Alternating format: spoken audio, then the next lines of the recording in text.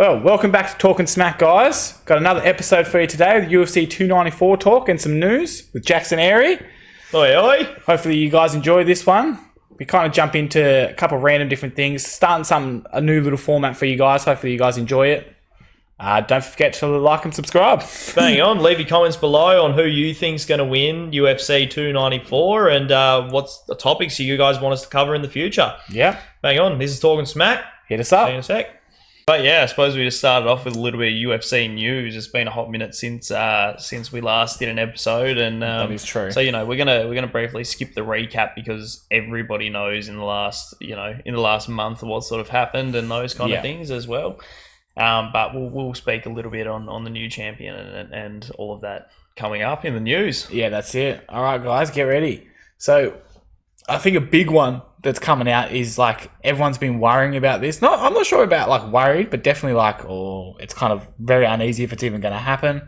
Talking about Conor McGregor is back officially. He's officially in the USADA testing pool after a hot minute out, and there was a lot of stipulation behind steroid use and his extensive party life and all the rest, which various athletes have been pinged on previously for their drug tests. He's finally back in the USADA testing pool, which is exciting news. Yeah, he doesn't have to go through any of that BS that John Jones and stuff has gone through, like getting actually popped. Yeah, Conor McGregor is bigger than that. So he's like, just wait. Yeah, that's just right. Give me some time.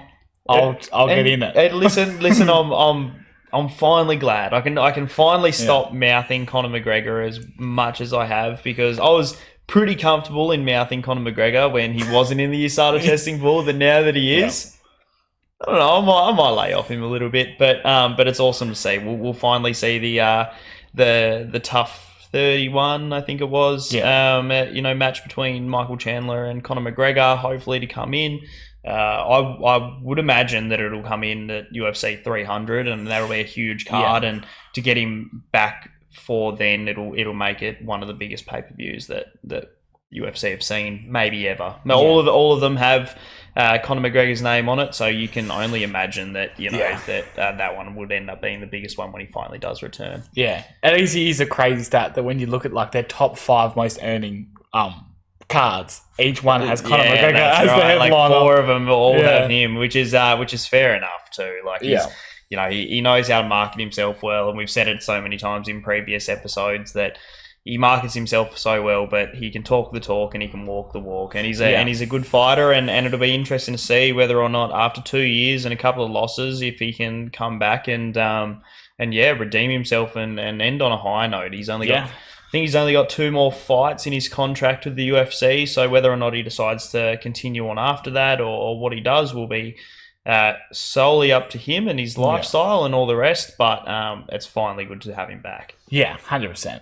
It's UFC's like, ever since he hit the scene, the UFC kind of has to have Conor McGregor laying around. It just makes that a bit more interesting to like everybody else. There's a lot, because the more money that's in that. Sorry to interrupt you there. Yeah, so the more money that's into UFC is the better promotions, better fights we're going to get. Like more fighters that are going to be like, yeah, we want that money too. It's so true, because we've also got, the best part about having Conor McGregor is that he's a bit of a flagship for the UFC at the moment. But UFC are also developing their next Conor McGregors coming up the ranks and moving up. You've got O'Malley, which I think is probably going to be the next era of Conor McGregor. I genuinely think that he has the showmanship and he is cool enough. Sounds dumb, but I genuinely think he's cool enough. I think he's got the skill and the talent.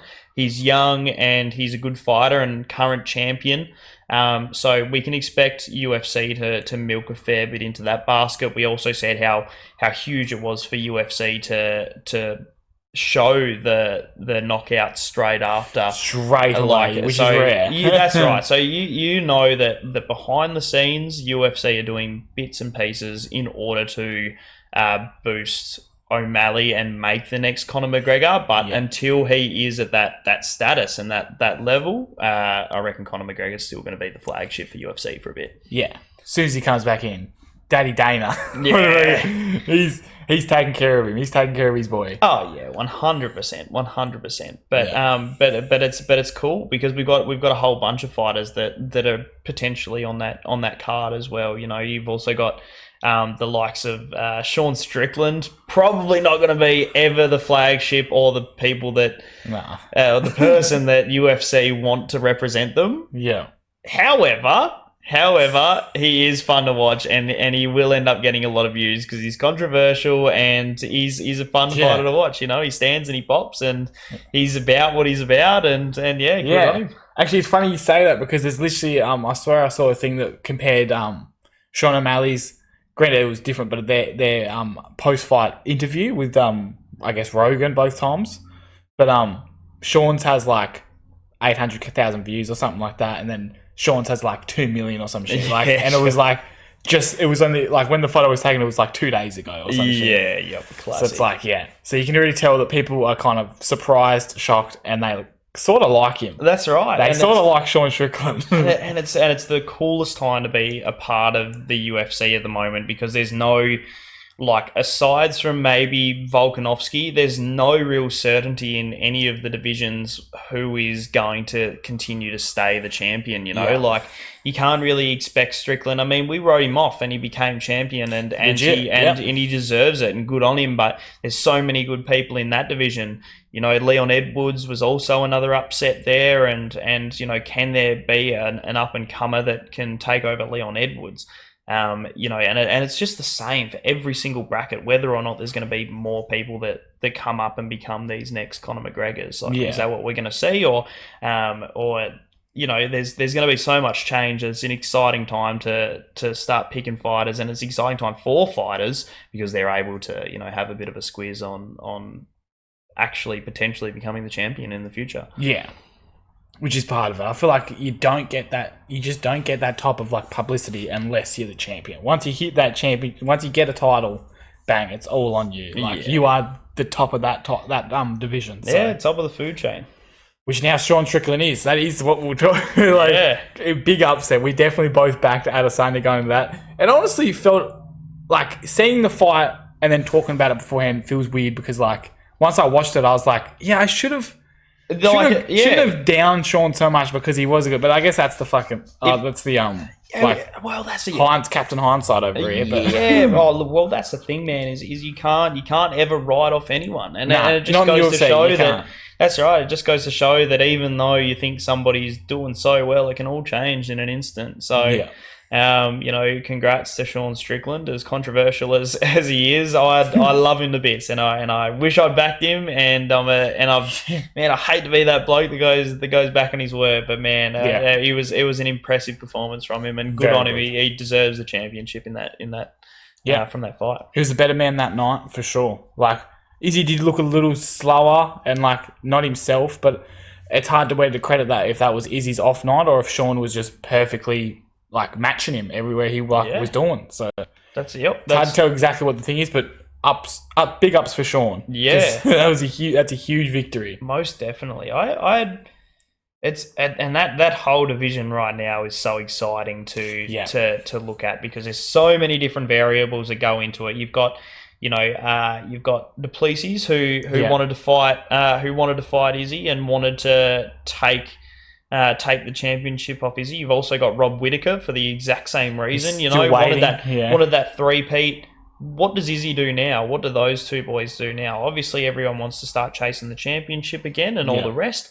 But you know, like where do we start seeing those fights? If Rob Whittaker gets up against Izzy in a fight that isn't the championship, you know, like will that be enough for Rob Whittaker? Like he should go all the way if he gets there. He believes he can, but you know, does he want to do that in a non-championship fight? Duplessis reckons that he wants the next shot at the title, and probably fair enough, and that would line up a really good fight either way for Izzy or Robert Whittaker, considering that that it's sort of Rob Whittaker lost to him and Izzy has that beef with him as well. So it's a really exciting time for that sort of top tier of that division. So it's really shaking it up because you've still got like you said with I forget his name, the South African.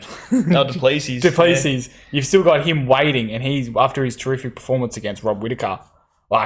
And now you've got Sean as the champion. So is he going to wait for them to fight, or is he going to try and nudge his head in to fight Sean? Yeah, does he want the immediate rematch? I'm fairly sure the UFC's starting to go against that a little bit now. They haven't promised it to Aljamain Sterling, and Sean O'Malley's sort of ducking it a little bit. Like we've seen a few memes going about on a rematch sugar and all that kind of stuff. But at the same time, it's an exciting division to watch, most definitely. Definitely. It'll be interesting to see how it kind of plays out now between those, especially those top 5 boys. Oh yeah, definitely.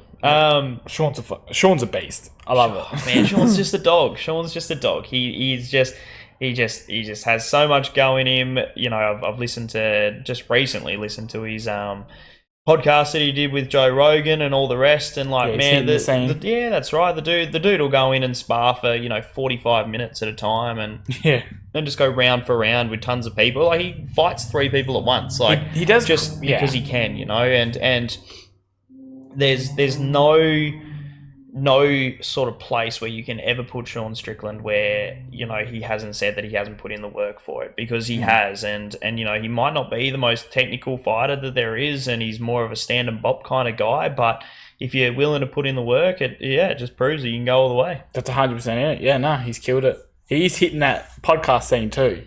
As soon as he wins, Joe's like, "Yep, come on to the Big Top podcast." Yeah, classic. He was on Nelk Boys. He ripped into them. Yeah. No, we were only talking about this earlier. So what was the go? Like I saw a clip of it, but I'm not sure if anyone else has seen this as well. But he was on the Nelk Boys podcast. For anyone that they're just like the Full Send Boys, and there's one guy called Steiny. He's always a little he's been copping it from people lately anyway. So he kind of expected it, but he was just calling them beta males. He was like, "You guys I wouldn't, if my daughter bring one of you guys, or if you guys were my son, I wouldn't be happy. I'd want you guys to be a bit more manly. You got to command respect." That's such a Sean Strickland thing to say as well. He's just such a bloke. Bro, he was huge on it. He kept, practically calling them pieces of shit, and then being like, "But no offense, I don't care." He's like, "But you guys are worthless and not men." Sean, far out. He's a total menace. He's a menace, and he's good to watch in and outside of the octagon. He's cool, man. Even though he's dissing people, he's just having a laugh at the end of the day. You can tell he's having fun. That's right. He's not out to hurt anybody, and he's not out to start tearing people down and all the rest. He's a legitimate bloke, and he's just a country kind of dude, and that's and there's nothing wrong with that. Good on you, man. Good on you. As he puts it, he's white trash. Is that what he expects from me? That's right. That's right. He's not trying. I think that's the coolest thing too, is he's not trying to act like he's somebody else, and he's not trying to be above everything. And even after he won the championship and a ton of money from that, he was just back in his yard, just shooting his guns, playing with his dogs, all the rest, So he's literally when you think of even though it's an old school thing, when you think of a man, it's he's a man. No, yeah, that's he's right. a manly man. And then I think next up was probably worth mentioning the Alexei Gracio fight and Shevchenko as well. Between those two, wicked performance, and it was on Mexican Independence Day. Yeah, which is which was super cool, and there was a massive Mexican turnout because there was just a ton of Mexican fighters there. Yeah, all of them performed super well and well above expectation, and it was really cool to see that stemmed from that has UFC brought back flags in the UFC. Yeah, they have actually. Yeah, it's a massive sort of representation for people fighting for their countries, because a majority of places do, and that's really cool to see that you're fighting for a reason, and I think a lot of people, whether it be for their family or whatever, a lot of people fight for their country and are very proud of where they live and what they're doing and those kind of things. And there's obviously wars and all the rest going around all around the world at the moment, and I think you really need to rep your people in that scenario, and be able to look after or at least show a little bit of pride in your country for 100%. sure. Yeah, a little bit of patriotism, whatever it's called. It doesn't hurt anyone either. No. I mean, sure, if the Russians, which they win a fair bit, start repping their flag, but that's not what they're about.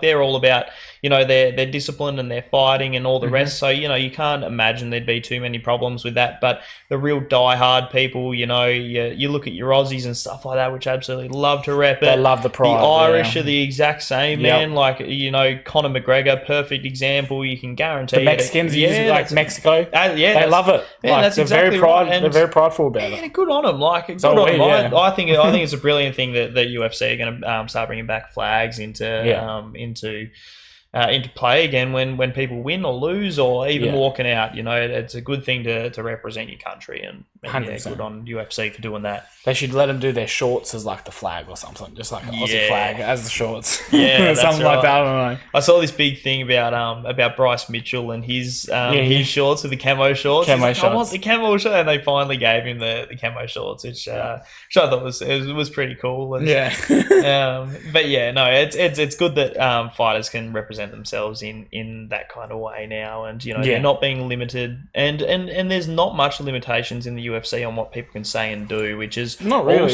really good, because people can fight for a cause and at the very least show a bit of patriotism to their country. So that's awesome to see. UFC do really like people kind of showing out a little bit too, actually, speaking on that, because I actually sometimes feel like the UFC is a bit like WWE, but when it comes down to it, it's the opposite of fake. They're actually beating the shit out of each other. So that's right. But they love a show. Yeah. They like them kind of doing it for their nation or doing it for something else. They're very prideful, a lot of UFC fighters. A lot of shows. Especially the big characters. That's right. UFC, WWE blow it out of proportions a lot, and that's sort of their whole thing. But at the same time, this is what people actually care about, and it's the entertainment part of it too. That's right. Yeah. You shouldn't at all put limitations on what people like and what people respect. So 100%, which is sick, man. Good to see. Really, that's what we want.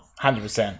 But it's awesome. At least they're starting to bring back some more things, and they let Bryce have his shorts, so who knows what's going to be next? Oh man, you never know, mate. You never bring back the speedos. Oh man, that's right, man. You might see Derek Lewis walk into the octagon and he might not even have his pants on. He just might walk. He says his balls might be hot on the way in there. So my balls were hot. My balls is hot.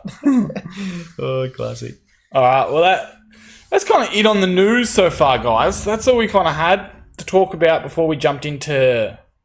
God, why am I blanking on this? What is it? UFC 294? 294 we're up to, yeah. So we've just had announced. So we're recording this. So we're recording this on Friday the 13th.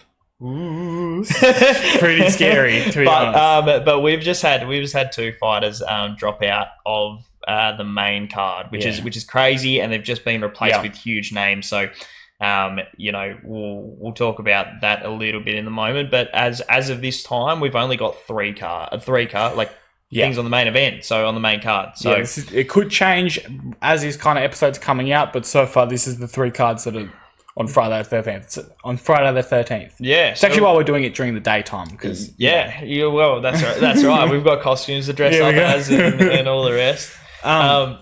But we'll talk about the first fight. We'll talk a little bit about the substitutions and stuff later on when we get to those certain fighters. But 100%. But we've got a banger to start off with. Yeah, it's not bad. And I'm letting you pronounce the first name. I'll go for it. Look, the card started off with Brazilians versus Dagestanis, really Russians. Yeah. But it's switched completely now because of this main card. But your first boys do hold that part still true. So you got Magomed Ankalaev versus Johnny Walker. Johnny Walker's a way easier name. Yeah, that's right, man. I was happy to say Johnny Walker for sure. But Magomed, he's really good. really, really good. He's got a record of 18-1 or something crazy like that, which is huge. And it's also a Dagestani fighter that we'll see that isn't boring to watch. I'll say it. Yeah. They're all submission artists. They all, love the wrestle, that's chain right. wrestling. Yeah, that's right. They're all wrestlers and that kind of thing. But Magomed has a crazy knockout record underneath, and he can stand and bop. There's been a fair few that have been to decisions, but at the same time, like, he can fight, like, he can strike. That's exactly what you want to see in those heavier divisions. You know, there's a certain technical side when you're still on that lightweight sort of card where you're not going to be trying to be too technical about it, but he does have a lot of knockouts under his belt, so he's an exciting fighter to watch for sure. Yeah.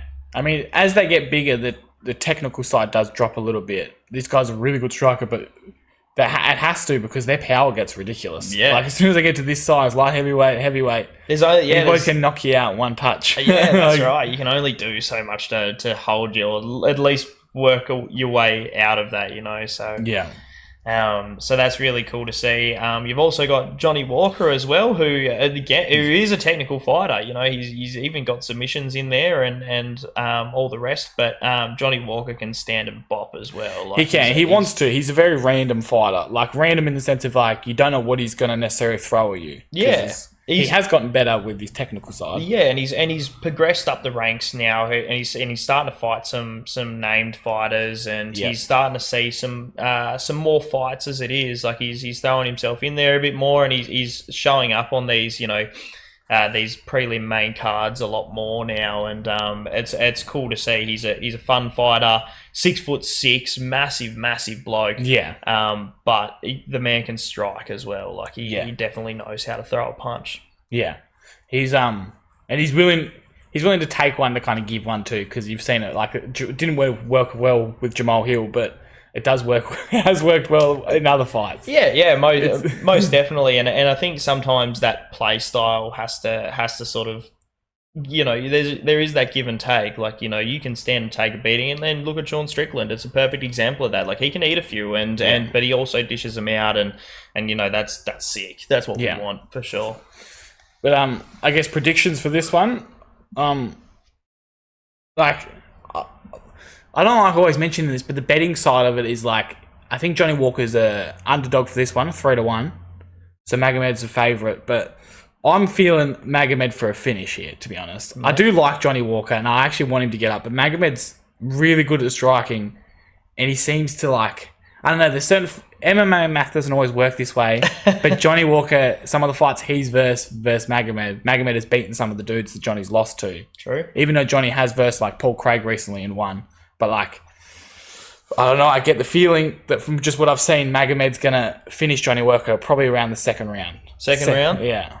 Yep. No, I rate it. I'm going to agree with you on that one. As much as I like Johnny Walker, and he's cool and he's fun to watch, I just don't think that Magomed's gonna lose. He's just come off a draw, and as you said before, his only loss was to Paul Craig, which Johnny Walker's beat, but you can't rule out an 18-1 win streak, and he's done that for a reason, and he's moving up into these main cards more often because he is a good fighter, and I think he's not going to make short work of him. I reckon he'll play him out for a little bit. I'm probably going to go round 3 knockout on this one. It's going to be a little bit later. It's going to be a little bit more.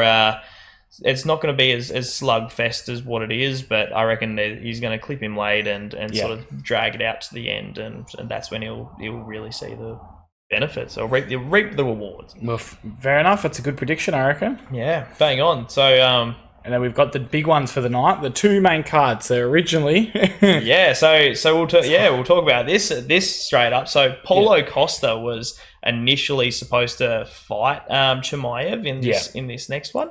Comes up Chimaev, and hasn't, and we've just been replaced with Kamaru Usman, which is crazy, huge, which is absolutely huge. It's one of those few rare instances where a fight doesn't happen and it gets better. Somehow, like Paulo Costa and Chimaev was always going to be a sick bout. But no, I don't think anybody was really expecting Usman to step in.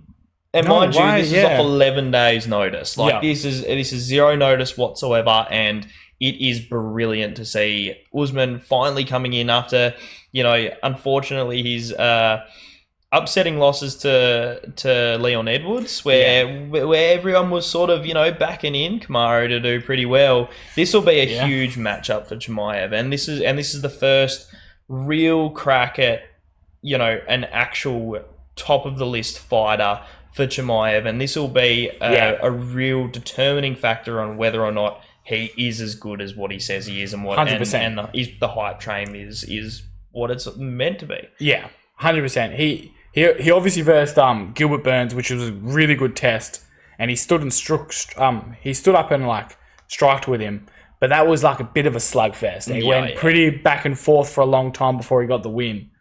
Kamaru Usman's a different animal. He's granted freak. There's so many levels to this because he's a different division. Kamaru Usman is the division below, but he also does walk around at a pretty heavy weight apparently. Yeah. So he's probably already that weight ready to go. So it makes sense. But he's a different animal. He can wrestle. He can strike. He loves putting pressure on his opponent. He's always coming forward. And Hamzat does the same type of shit. I was about to say, Chimaev's the exact same. So, who's gonna back off? Who's gonna play it safe? Whether or not Kamaru is sort of starting to get older now, I think it's one of those statistics, or one of those haunted statistics that everybody looks at where they go, oh no, they're getting old. The 2-29 is really, starting to rock everybody, blah blah. But Kamaru's good, man, and he won't care about that. He's always going to be pressing the attack, and it should be really cool. Should be a great fight. Yeah, Kamaru Usman, for the mention, is 36, which seems old at the moment, and because Hamzat's 29.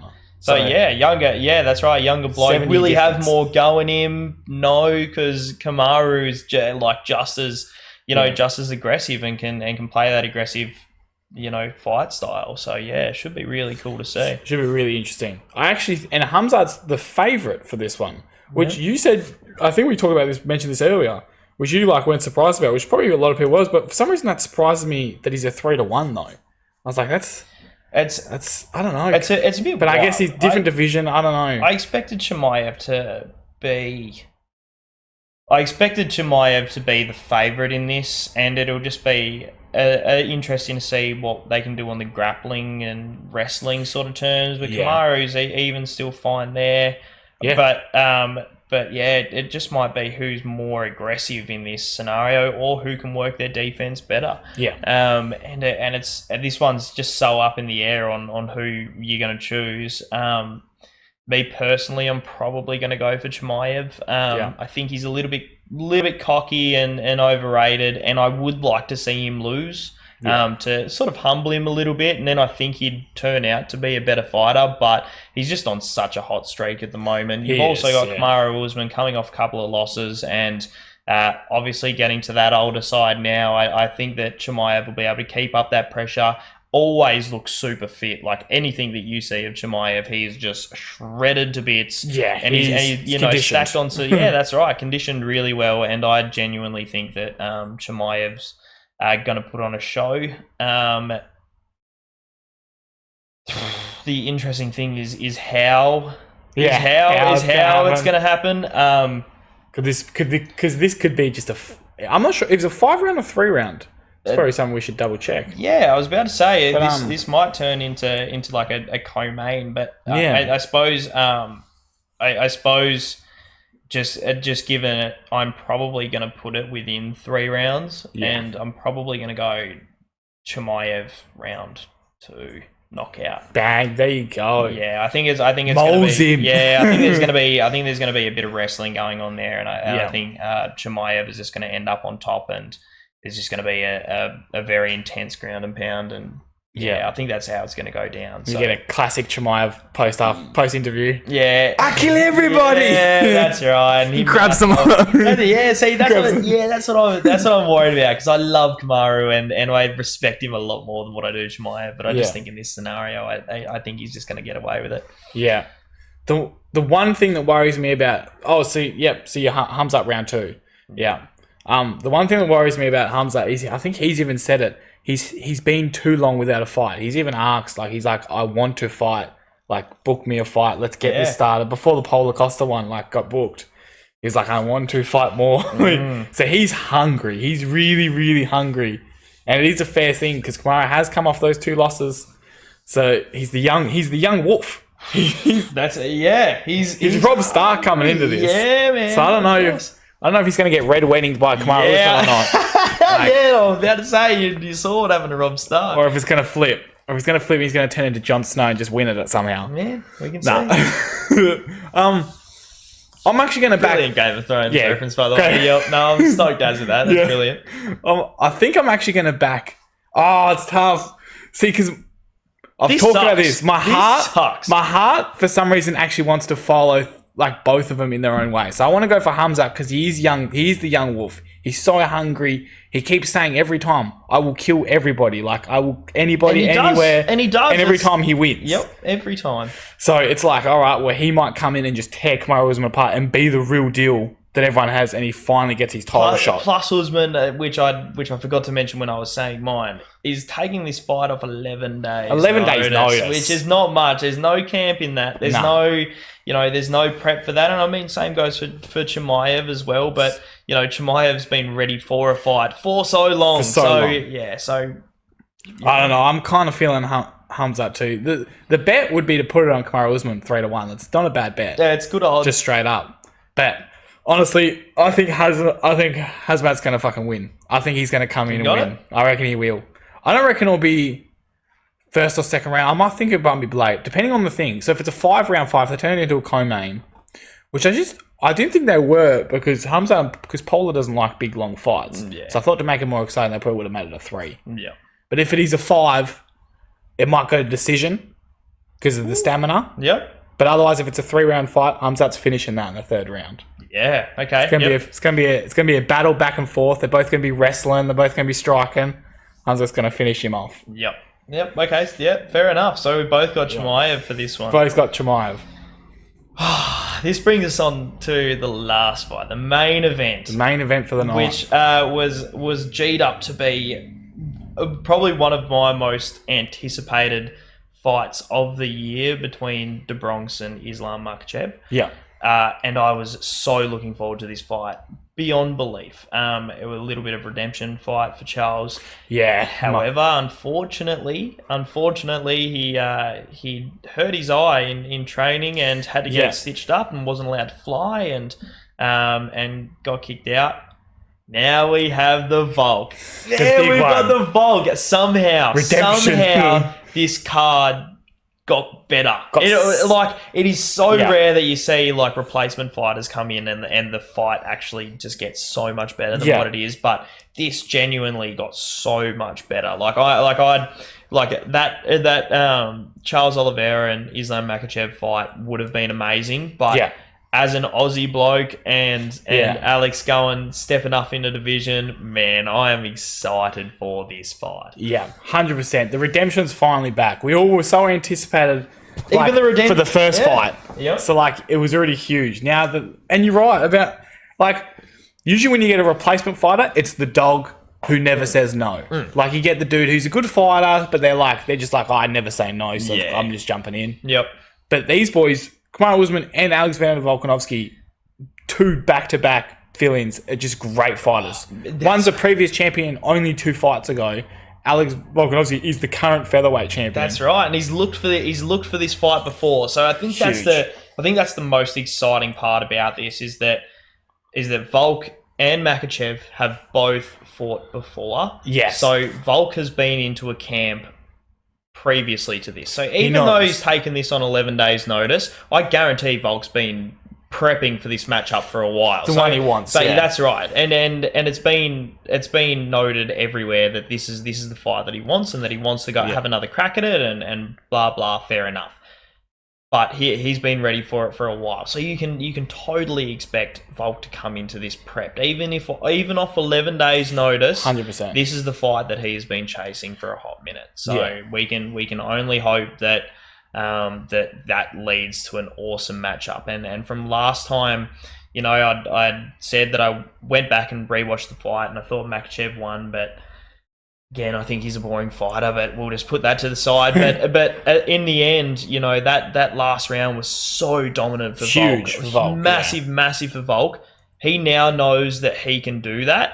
So will he come out with more aggression? I reckon he's still going to pace himself a little bit, but I would not be at all surprised if Volk starts putting on the pressure a little bit earlier on in this fight. Yeah, he might. And like you said, especially with the confidence of knowing that he can actually get on top of him and ground and pound with confidence. Yep. Which is rare to do this to a Dagestani wrestler. That's right. Especially they're not fun to challenge that. Especially with Mackhachev as well. Mackhachev is a brilliant fighter. Like, I'm not at all dissing him. I'm an Aussie bloke, and we all know what I'm going to pick for this fight. But at the same time, you can't discredit Mackhachev whatsoever. He is a brilliant fighter. I think is he undefeated at the moment? I'm fairly sure he's undefeated at the moment. Pretty sure he is. He might have one loss. One loss. One or two. He's got one loss. He's got one loss. Yeah.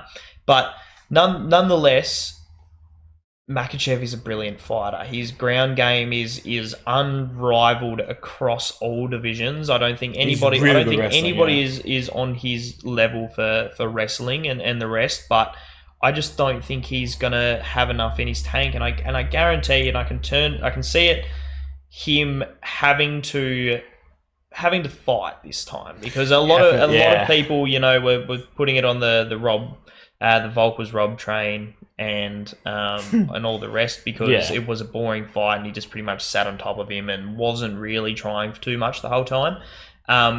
But you can expect Mackhachev to expose himself a little bit more so that Volk doesn't win through these points advantages throughout the fight, which I think Volk's going to go for, and I think Mackhachev knows that. Yeah. So I can expect Makhachev's game to open up just a little bit for Volk in this scenario, because he'll want to go for a finish, or he'll want to do this, and he'll be put out of his comfort zone in trying to make those things happen, or forcing those things to happen. Last time, Volk looked pretty comfortable in most of the poor positions that he was in, but you can expect there might be a chance, and when he goes for something, it can turn around or anything like that. So man, I think Islam's definitely going to throw some more things at him, because he knows he actually, same thing back. Islam did catch him a couple times, not with anything huge to knock the fight, like to finish it, but he did catch him with some counters, and he did catch him with some things. He's a good striker. Yeah, and so he knows that he can stand there. It depends. I feel like it depends on those first couple rounds to see how it goes. Yeah, for sure. And you've also got to remember that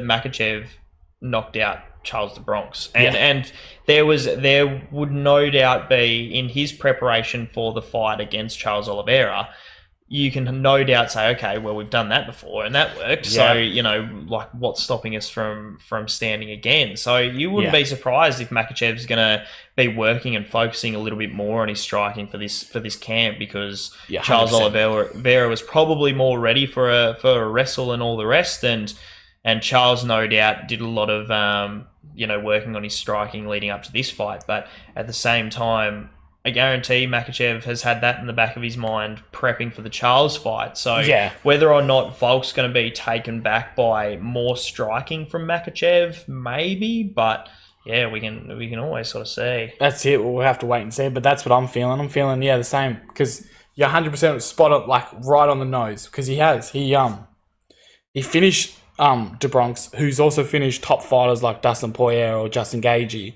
So like he knows that he can Like, he knows he's knocked out not just a weakling with it. He's a good striker. Oh, yeah. So he's definitely probably been practicing that. And coming into the Volk fight, he's probably going to want to show it a bit, because he knows he can wrestle. He knows he's got that as a backup. Yep. He might come in and just be like, all right, let's fight. Like, let's do it. Yeah. And maybe... And then mix the wrestling. Yeah, that's right. That's right. It won't be a fighting game, because I don't think he thinks he can beat Volk in this. He can beat a lot of people in this, but I don't know if he thinks he can beat Volk in this. Yeah. However...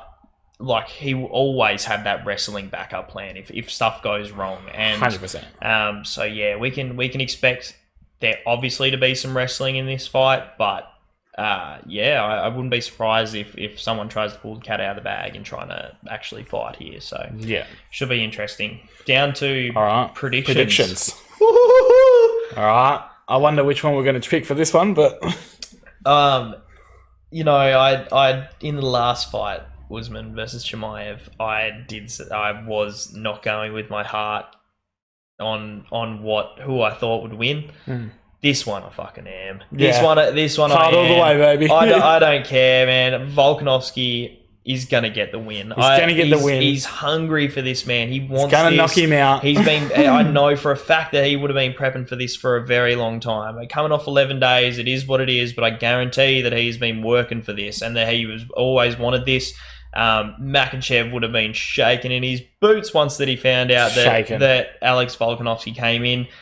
Mackachev's scared, bro. I'm telling you, Mackachev's scared, and this isn't going to go the distance. Alexander Volkanovski is going to finish him within 3 rounds. Yeah, nice. It's going to be aggressive. You heard it here first. Yep, that's right. You heard it here first, and a lot of people think this fight will drag out, and it probably should, considering both of them, you know, they've been decisions previously, and there's been points decisions, and Volk's more of a late game fighter and all the rest. However, Volk's fucking hungry, and he's going to find an angle, and he's going to pick him apart, and in round 3 is what I'm going to say. There is going to be an absolute immense ground and pound that Mackhachev cannot defend, and Mackachev's going to die in the octagon. It is what it is. It's unfortunate. It's going to be his funeral that day. Yep, and that's right. And Mackhachev is a great fighter, and you know, good on him. But this is Volk's day. Volk's got it. I'm backing him in 100%. Yeah. Alex Volkanovski, round 3 knockout. Bang. I love it. Ground and pound too. All right, yeah. Oh, yeah, man. He's going for it. I'm actually feeling the same thing. And I was literally thinking in my head, 3rd or 4th round, and I was trying to pick one. Yep. Because I reckon it's going to be dragged out, but eventually Volk's going to get on top and just unleash some ground and pound. He knows he can do it, that fight. He knows he can do it. I was feeling 4th round. I'm going to go 4th round just with my heart, since I'm following my heart for this one all the way. Yep. Nah, 4th round, early fit. About halfway through that round. This is huge. And this is only 3 fights that we're talking about on this card as well. Yeah. We haven't had this much of a deep conversation about cards in so long, and this is only off 3 fights as well. So this is huge. Yeah. Massive fill-ins, huge up-and-coming names, massive championship upset potentially, huge. Coming in. Could be a double title holder soon. Yeah, that's right. And he wants it, and I really, really hope that he can get it. So we back you in, Volk. Backing him all the way. Boys here at Talkin Smack. I don't think we're ever going to bet against him. Never bet against Volk. He's the GOAT in our eyes. We love to see it. Good on you, brother. Good luck on not this weekend, but the next weekend. Yes. But brother, you got it. You got it. Show him what you're made of. Gonna destroy him. Oh, like he said, he's gonna kill him in that octagon, and he's gonna get charged for murder, but it's gonna be manslaughter, and he's gonna get away with it. Yeah, that's right, bro. He's totally gonna be. Totally gonna be fine. It's Abu Dhabi. Yeah, that's right. Hey, that's fine. Totally cool over there. Sweet. Yeah, that's right. You've this is my little prediction, futures prediction here that I've got going on. Here we go. I love it.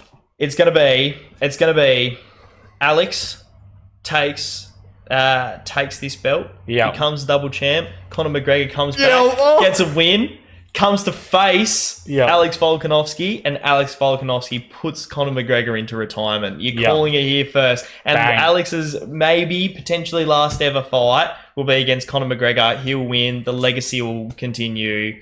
It's dreams, bro. Alex will ride off into the sunset. That's right, bro. And he will go down as an all-time champion. He's going to leave on a high. But this is what I think. This is what I can see. The upset coming here from Mackhachev. Take some time to prep. The Chandler fight happens. Whatever. Volk will come and defend his belt. Whatever. It is what it is. Yeah. Conor really wants that GOAT title. Whatever, man. You're not beating Volk. He's gonna go all the way. Let's see it. That's crazy. That's crazy you thought that, because I was literally thinking in my head, I was like, imagine if he beats Islam, holds the title, Conor McGregor beats Michael Chandler, and then wants to challenge for the title. Oh, yeah. Straight onto it. Yeah, you can see it happen. It's gonna happen. And UFC will give it to him. They're gonna give it to him. UFC will give it to him. They're like, you just came off a win. Yeah, that's right. I mean, he can come off a loss and still go for the title. You can break your leg, we're gonna book it in. Yeah, that's right, man. That's right. That's huge. It's a massive card, and the first couple of fights, we've sort of went with a little bit more of a realistic vision on what we think is going to happen, but that third one will be a brilliant fight. 100%. And even though my heart's in it, I also do see Volk getting up. I do actually see him genuinely getting up. Yeah, that's right. So he's proved it. He's gotten close. Volk reckons in the video he posted recently, he kind of was like, thought I did the job last time, but I didn't, obviously. So let's do it again. Like, yep, that's right. Run it back. Run it back. That's huge. That's huge, man. That's awesome.